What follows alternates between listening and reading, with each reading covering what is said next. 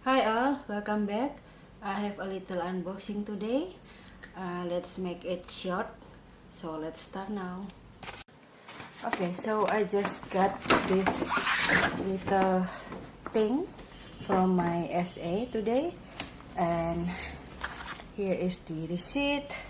And I don't have much time, sorry guys. And here is the thing. So I got myself a pochette accessoire in monogram.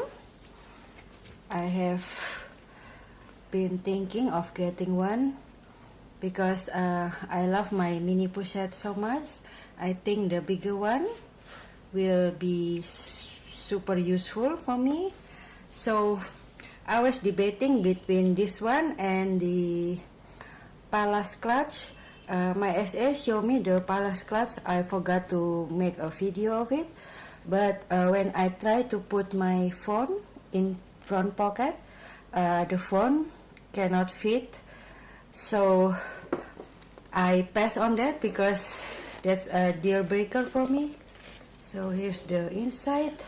It has one slip pocket here, and here is the tag with the model number.